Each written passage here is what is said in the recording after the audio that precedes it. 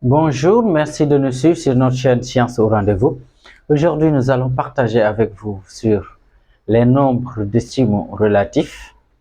Les nombres décimaux relatifs, donc c'est un ensemble qui est très simple.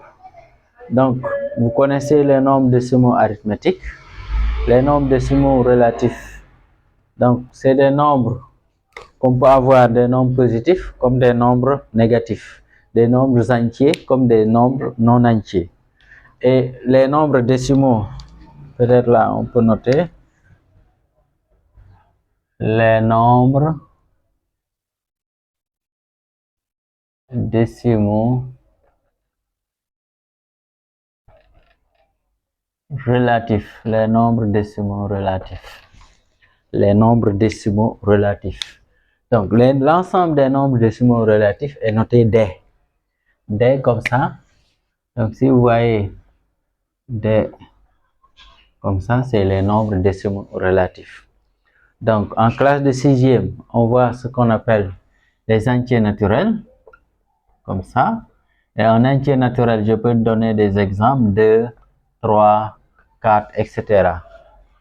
Et les entiers naturels, c'est des nombres, comme son nom l'indique, entiers. En général, on peut dire que c'est des nombres qu'on utilise pour compter les éléments de la nature. Si je compte des arbres, donc je peux dire un arbre 2, mais on ne compte pas de moitié d'arbre. Même si on peut couper une branche d'arbre, on dit un arbre, deux arbres, etc. Les animaux, les personnes aussi, si je compte des personnes, une personne, deux, trois, on n'a pas de moitié de personnes, vous voyez. Donc en général, ce que nous avons dans la nature, si vous comptez cela, vous utilisez des nombres qui sont des entiers naturels. Ok? Donc, mais les entiers naturels, nous pouvons avoir maintenant, à partir de ces entiers naturels, si nous avons maintenant d'autres nombres qui ne sont pas des entiers naturels, mais qui sont, on peut, des nombres décimaux non entiers, comme je donne par exemple 2,5, ça ce n'est pas un entier naturel. On peut dire que ce nombre-là n'appartient pas à n, à l'ensemble des entiers naturels. Donc on a créé un autre ensemble qu'on a appelé les décimaux arithmétiques. Les décimaux arithmétiques, donc si on dit nombre décimaux arithmétiques, comme ça. Donc nombre décimaux arithmétiques, ok. Et nombre décimaux arithmétiques donc sont notés D comme ça, ou bien tout simplement D comme ça. Donc les décimaux arithmétiques, c'est des nombres. Donc les nombres entiers sont aussi des nombres décimaux arithmétiques.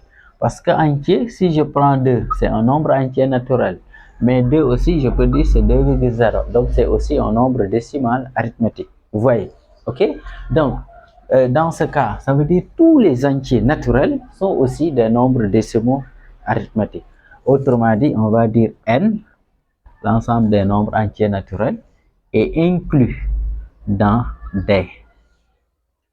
Mais dans les décimaux arithmétiques, nous n'avons que des nombres positifs, des nombres qui sont positifs. Vous n'allez pas voir par exemple un nombre décimal arithmétique, on dit moins 2,5 par exemple. Donc, alors qu'on a besoin de nombres négatifs, ça veut dire qu'il faut créer un autre ensemble qui est différent de nombres décimaux arithmétiques. Et donc, on a créé ce qu'on appelle les décimaux relatifs que nous avons ici. Et les décimaux relatifs maintenant, tous les décimaux arithmétiques sont aussi des décimaux relatifs. Et il y a maintenant une bonne partie qui n'est pas de décimaux, qui ne sont pas une bonne partie qui n'est pas décimale arithmétique. Pourquoi? Parce que c'est des nombres négatifs comme ça. Donc, ce qui fait que tout cela, ça veut dire c'est les nombres positifs et les nombres négatifs. Cela constitue un peu ce qu'on appelle les nombres décimaux relatifs. Et là, on peut dire tout simplement D est inclus dans D. D, nombre décimaux arithmétique, comme nous l'avons écrit ici. Le D là, décimaux relatifs, comme nous l'avons écrit ici. Et ce qu'il faut comprendre ici, toutes les règles qui sont valables dans N sont valables dans D. Toutes les règles valables dans D sont valables aussi dans D. Autrement dit, donc les règles que nous connaissons, que les opérations que nous connaissons au niveau des entiers naturels, on a ces mêmes opérations au niveau des décimaux arithmétiques, et toutes les opérations qu'on peut avoir au niveau des décimaux arithmétiques, on a aussi ces opérations-là au niveau des décimaux relatifs. Et donc c'est ça maintenant l'objet de notre leçon aujourd'hui. Allons-y, on va maintenant essayer d'une manière pratique. On connaît maintenant qu'est-ce que c'est qu'un nombre décimal relatif. Ça peut être un nombre positif, comme ça peut être un nombre positif, comme un nombre négatif aussi. Donc si je dis 2, je peux dire appartient à D. Si je dis moins 2,7, je peux dire appartient à D. Si je dis 2 tout simplement, qui est un entier naturel, je peux dire appartient aussi à D. Parce que 2, c'est la même chose que plus 2. Vous voyez? Donc, c'est ça. Maintenant, on va voir quelques opérations au niveau des nombres décimaux relatifs. Donc, quelques opérations. Et là, on peut avoir, si vous voulez, toutes les opérations qui sont possibles qu'on peut avoir avec les autres, comme les nombres décimaux arithmétiques, on peut avoir ces mêmes opérations ici. Donc, vous voyez, donc on peut dire ici opération tout simplement, donc sur les décimaux relatifs. Et là maintenant, on va donner exemple très simple. On peut avoir addition comme on peut avoir soustraction. Vous voyez. Donc là, ce qu'il faut comprendre aussi, si vous avez les nombres décimaux relatifs, on peut pouvoir les comparer. Donc pour comparer des nombres décimaux relatifs, donc ici, d'abord, il faut comprendre une chose. Chaque fois vous avez un nombre positif et un nombre négatif, tout nombre positif est supérieur à n'importe quel nombre négatif. Vous voyez. Et 0 aussi est supérieur à n'importe quel nombre négatif. Vous voyez. Ok, donc peut-être si on fait ça dans une ligne, par exemple, ça peut être un peu plus simple dans une ligne. Si vous avez ici, on essaye de matérialiser ça. Donc nous avons, supposons, une droite graduée, supposons comme ça.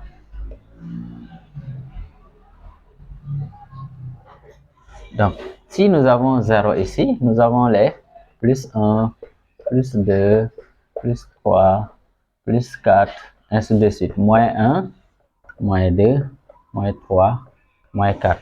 Donc, on peut considérer les nombres décimaux relatifs comme on peut à peu près comme ça. Et là, maintenant, là, nous avons les nombres positifs, nous avons les nombres négatifs. Donc, les nombres qui sont là, qui sont positifs, sont toujours supérieurs qui sont là, n'est-ce pas? Donc, et là, maintenant, si vous avez deux nombres décimaux qui sont relatifs et qui ont le même signe, comment on peut les comparer? Donc, si les deux sont positifs, supposons plus 2 et plus 5, supposons. Si les deux sont positifs, donc celui qui a la plus grande valeur absolue est plus grand. Donc là, on va dire c'est inférieur. Autrement dit, 5 est supérieur à là. Ce qu'on appelle la valeur absolue, si j'ai plus 2, je prends ce qu'on appelle la valeur absolue, c'est égal 2. C'est la valeur sans le signe, tout simplement, ce qu'on appelle la valeur absolue, d'une manière un peu pratique. Si j'ai plus 5, on a égal à 2. Si on a aussi moins 2, égal à 2. Donc la valeur absolue d'un nombre et son opposé est la même. Et la valeur absolue d'un nombre est toujours un nombre qui est positif. Donc, ok. Donc maintenant, si les deux sont négatifs, supposons je prends moins 2, je reprends et moins 5. Si vous avez à comparer deux nombres négatifs, celui qui a la plus petite valeur absolue sera le plus grand. Et donc, si j'ai une valeur absolue de 2, c'est égal à 2. Valeur absolue de moins 5, je peux dire valeur absolue de moins 5, c'est égal à 5. Maintenant, je compare 2 et 5. Je compare. Donc ici, oui, ici, celui qui a la valeur absolue la plus petite sera le plus grand. Donc 2 est inférieur à 5. Ça veut dire tout simplement en termes de nombre négatif, moins 2 est supérieur à moins 5. Donc autrement dit, si on fait une comparaison, si les nombres sont positifs, les deux nombres relatifs, décimaux relatifs sont positifs, donc pour les comparer, c'est simple. Celui qui a la plus grande valeur absolue est plus grand.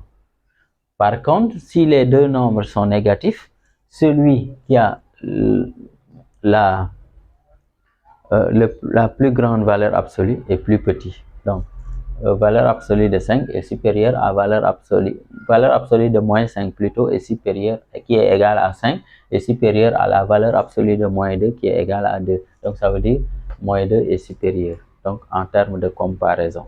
J'ai dit tout à l'heure, si l'un est négatif, l'autre nombre est positif, ça veut dire le positif est toujours supérieur.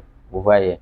Donc, les nombres négatifs sont inférieurs à 1, les nombres positifs sont les nombres négatifs sont inférieurs à 1, les nombres positifs sont supérieurs à les nombres négatifs sont inférieurs à 0, je veux dire, et les nombres positifs aussi sont supérieurs à 0.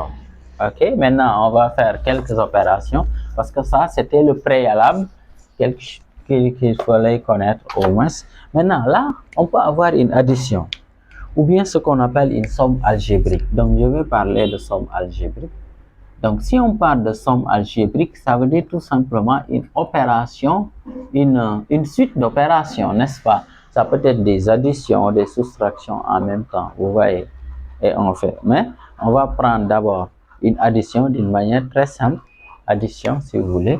Donc là, si je prends une addition à faire, qu'est-ce qu'on fait? Addition de deux nombres relatifs. Donc, si je prends plus 2,5 plus, donc nous avons addition, plus, supposons 3,4. Vous voyez? Là, si vous avez à additionner deux nombres, donc ici nous avons addition, vous voyez bien. Nous avons à les additionner. Donc, je regarde les deux, est-ce qu'on a le même signe? Si on a le même signe, je conserve le signe et je fais la somme des valeurs absolues. Tout à l'heure, j'ai parlé de valeur absolue. Donc, la valeur absolue de plus 2,5, c'est 2,5. La valeur absolue de plus 3,4, c'est 3,4. Donc, je vais faire maintenant la somme. Donc, je reprends. La règle, c'est très simple. Pour additionner deux nombres relatifs de même signe, on conserve le signe et on fait la somme des valeurs absolues. Sinon, on peut écrire la règle. On peut dire règle. On va écrire, ça va nous aider un peu. On va dire pour additionner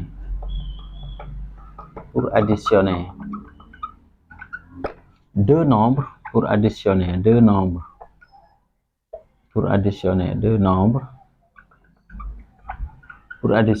nombres relatifs. Donc, c'est une règle pour additionner deux nombres relatifs de même signe, deux nombres relatifs de même signe. Qu'est-ce qu'on fait? On conserve le signe, Si c'est plus, on conserve le plus. Si c'est moins, on conserve le moins. Puis, on fait la somme des valeurs absolues. Maintenant, les valeurs absolues, j'ai expliqué ça tout à l'heure, c'est la valeur sans le signe, tout simplement, d'une manière pratique. Les valeurs absolues. Vous voyez? OK? Donc, on va appliquer un exemple. Ici, nous avons le même signe, donc je conserve le signe, je fais la somme. Si je fais la somme ici, on aura combien? 5,9, tout simplement. Vous voyez, mais retenez bien la règle. Donc, pour additionner deux nombres relatifs de même signe, on conserve le signe, puis on soustrait, puis on fait la somme plutôt des valeurs absolues. Ok. Maintenant, là, on va prendre un autre exemple. On fait l'addition. Donc, je prends un nombre 10,7, là plus 10,7, plus, je vais moins 4,2. Donc ici, nous n'avons pas le même signe. Dans ce cas, je prends le signe du nombre qui a la plus grande valeur absolue. Donc, la valeur absolue de plus 10,7, c'est 10,7. La valeur absolue de moins 4,2, c'est 4,2. Donc, si je les compare, 10,7 est plus grand que 4,2. Je conserve le signe du nombre qui a la plus grande valeur absolue. Et ce nombre-là, c'est 10,7. Donc, je conserve son signe, c'est plus. Et maintenant, je fais la différence. C'est ça la règle. Et je fais la différence. 10,7, je fais moins 4,2, ça nous donne ici 7 moins 2, ça donne 5, je place la virgule, 10 moins 4, ça donne 6. Finalement, ça nous donne 6,5. Ok? Maintenant, la règle, on va dire pour additionner deux nombres relatifs, on va écrire la règle ici. La règle 2, pour additionner deux nombres relatifs de signes contraires, les signes sont contraires, de signes opposés ou bien signes contraires, de signes contraires, ou on peut parler de signes opposés. Et là, comment ça se fait?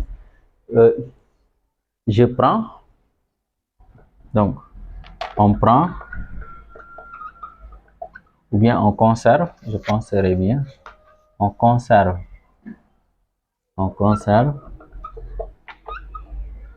le signe, on conserve le signe du nombre, qui a la plus grande valeur absolue. La plus grande valeur absolue. La plus grande valeur absolue. Puis, qu'est-ce qu'on fait après? Puis, on fait la différence. Puis, on fait leur différence. Ça veut dire on soustrait. On fait la différence.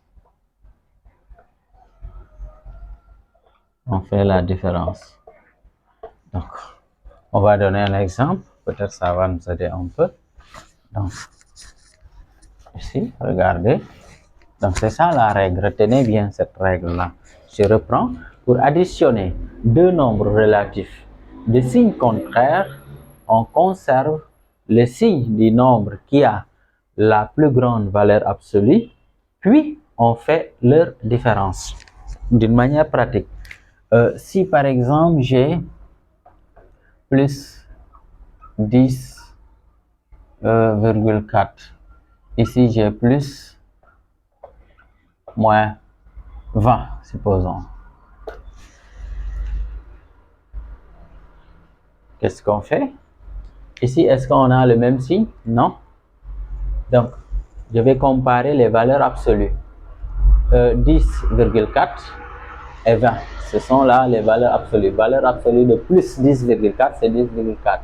Valeur absolue de moins 20, c'est 20, tout simplement. Si je compare, 20 est plus grand. Donc, je conserve le signe du nombre qui a la plus grande valeur absolue. Et c'est ici, c'est 20. Et je fais la différence. Et la différence, c'est quoi? Vous faites tout simplement 20 moins 10,4. Ici 6, ici 9, 0. Donc finalement, je peux dire, ici, on a 9,6. Vous voyez? Ok? Donc c'est ça. C'est ça la soustraction. Je reprends, je peux. Donc on fait là l'addition de deux nombres relatifs de signes contraires. On conserve le signe du nombre qui a la plus grande valeur absolue et on fait la différence. C'est ce qu'on a fait ici. Un autre exemple, je donne, on peut dire plus 100, supposons, plus moins 50, supposons. Donc là, je compare 100 et 50. 100 est plus grand, je prends le signe de 100. On fait la différence, 100 moins 50, ça donne 50. Donc c'est ça le résultat. Vous voyez? Donc c'est très simple. Soustraction de deux nombres relatifs. Donc on connaît bien maintenant cette règle pour les additions. Maintenant on va faire soustraction. Comment on fait? Soustraction de deux nombres relatifs. Donc la soustraction, je donne un exemple, peut-être après on va donner la règle par la suite. Je donne, j'ai dit, j'ai moins 20, moins 14 pour que le calcul soit plus simple. Qu'est-ce qu'on fait? Donc apparemment, ici, nous avons une soustraction. Pas apparemment, nous avons une soustraction, exactement. Là, ici, on peut faire ceci. Donc, qu'est-ce que je fais? Je peux transformer la soustraction en addition. Donc, je réécris le premier nombre textuellement et je l'additionne par l'opposé du deuxième nombre. Je mets plus hop de plus 14. Ce qui donne moins 20 plus opposé de plus 14, c'est moins 14. Et maintenant, j'applique la règle de l'addition que nous avons donnée tout à l'heure. Donc là, nous avons à additionner maintenant deux nombres qui ont le même signe. La règle dit on conserve le signe et on fait la somme. Donc 20 plus 14, ça donne tout simplement 34. Donc ici, on a moins 34. Vous voyez? Donc là, peut-être on peut écrire la règle. Je donne un autre exemple. Supposons là, j'ai moins 50, moins 23, supposons, égal. Donc la règle, c'est quoi? Le premier nombre, je le réécris textuellement. Moins 50, je le réécris. Je transforme la soustraction en addition en prenant l'opposé du deuxième nombre. Et l'opposé de moins 23, c'est plus 23. Donc l'opposé, si c'est moins, on met plus. Si c'est plus, on met moins. C'est ça l'opposé. Mais en conservant tout simplement la valeur absolue. Et une fois maintenant, on a fait cette transformation, on applique maintenant la règle de l'addition. Parce qu'on a transformer la soustraction en addition en additionnant par l'opposé du deuxième nombre. Et si on le fait, maintenant là, on applique la règle de l'addition. Et la règle de l'addition, nous avons deux cas possibles. Soit on a le même signe, soit on n'a pas le même signe. Si on a le même signe, on conserve le signe, on fait la somme des valeurs absolues. Si les signes sont différents, je prends le signe du nombre qui a la plus grande valeur absolue et je fais la différence. La soustraction si vous voulez. Ok? Donc là, entre 50 et 23, parce que si je prends les valeurs absolues ici, on aura 50, ici on aura 23. 50 est plus grand, donc je prends le signe du nombre qui a la plus grande valeur absolue, donc je prends le signe de 50. C'est moins. Et maintenant, je fais la différence. 50 maintenant moins 23. 50 moins 23, ici on a 7. Ici, je retiens 1, donc ça donne 27, tout simplement. Donc, finalement, ici, on a 27. Vous voyez un peu. Donc, c'est ça. Donc, peut-être, on peut écrire la règle, on peut vous aider. Donc, ici, on peut écrire la règle rapidement. Donc, ça, c'est une méthode très simple, quand même, à retenir. Donc, si je prends la règle, allons-y, on écrit la règle rapidement. Donc, règle. On peut dire pour soustraire, ça veut dire soustraction. pour soustraire deux nombres. Pour soustraire deux nombres relatifs. Pour soustraire deux nombres relatifs. Pour soustraire deux nombres relatifs. Pour soustraire deux nombres relatifs. On conserve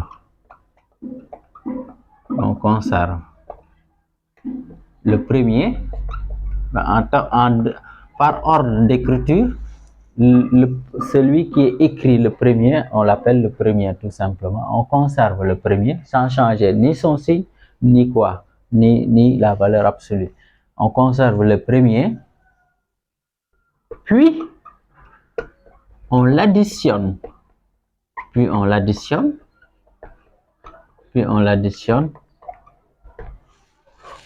par l'opposé. Retenez bien ça, par l'opposé du deuxième.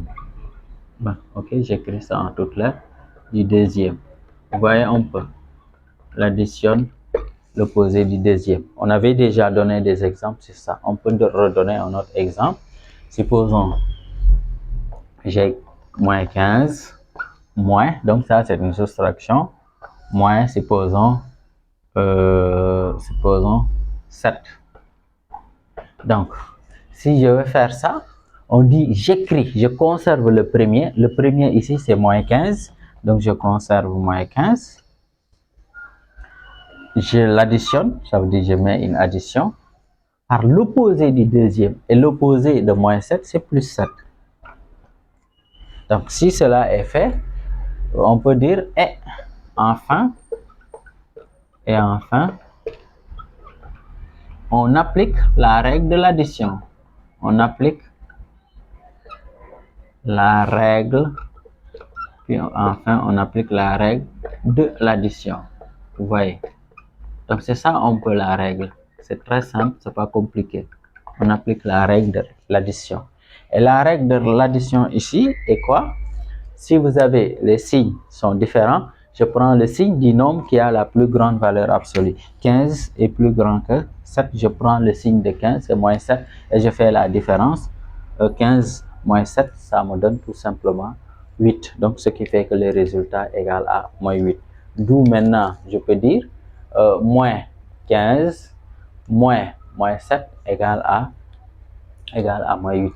Maintenant, qu'est-ce qu'on pourrait maintenant dans tout ça appeler somme algébrique? C'est-à-dire il faut avoir une suite de plusieurs opérations. Je peux avoir par exemple ici, plus, je vais donner des nombres simples pour que le calcul soit simple, plus moins 7, plus moins 3. Bon, là, on peut dire on a une somme algébrique. Là maintenant, comme on sait déterminer la somme de deux nombres décimaux relatifs, donc on peut prendre ça par étapes. Vous voyez? Donc si on le fait, les deux là, on les additionne, nous avons une addition. Qu'est-ce qu'on fait? Donc on a deux signes différents. Donc entre les deux là, on aura quoi? Donc on aura 7 moins. Donc si vous avez 7 moins 2,5, ici on a 5, je retiens 1, on a 4. Donc ça donne 4,5. On aura moins 4,5. Vous voyez? Donc j'ai calculé les deux là. Plus le plus là, moins 3. Ici, on a le même signe. Si vous voulez, je peux mettre le même signe. Donc je conserve le signe. Finalement, on a ici 7, moins 7,5. Et donc c'est ça le résultat. Donc c'est très simple pour faire une somme algébrique. Donc vous prenez étape par étape. S'il y avait d'autres aussi, la même chose. Je donne un autre exemple qui est très simple. Très simple. Là, si j'ai plus 5 plus moins 10 moins, je mets moins 3 moins 4. Je donne comme ça au hasard. Donc là, vous pouvez soit vous additionner les deux, ainsi de suite, ainsi de suite. Donc si je transforme, si j'additionne les deux, on n'a pas le même signe. mais on a à additionner. Je prends le signe du nombre qui a la plus grande valeur absolue. 10 est plus grand que 5. Maintenant, je fais la différence. 10 moins 5, ça donne 5. Donc ici, on aura moins 5. Là, si vous voulez, je mets le moins là. Vous voyez. Après, maintenant, je peux faire les deux là. Là, je transforme le moins en plus et je prends l'opposé de celui qui suit, du second. Ici, ça me donne plus 3. Ici encore, je fais la même chose. Je transforme moins en plus, je prends l'opposé, ça donne plus 4. Donc, si je transforme, c'est ça que je vais avoir. Et là, on peut continuer le travail. Donc là, si je dis égal ici, donc ici, si je fais la somme d'abord, les deux là, on peut faire la somme, ça donne plus 7. Ici, moins 5. Donc, on aura plus 7, moins 5, et finalement, on aura plus 2, tout simplement, en termes de résultat. Donc là, il suffit de comparer les valeurs absolues. 7 est plus grand que 5, donc on prend le signe de 5. Le signe de 5, de 7 plutôt, c'est plus, et je fais la différence. Et donc, c'est ça. Et donc, finalement, on peut dire l'opération ici qu'on avait, la somme algébrique, plus 5, plus moins 10, moins 3, moins 4, on peut dire égal à plus 2. Donc, c'est ça. Donc, c'était ça qu'on voulait partager avec vous. Merci de nous avoir suivis. Merci de liker la vidéo et de la partager si vous ne l'avez pas encore fait.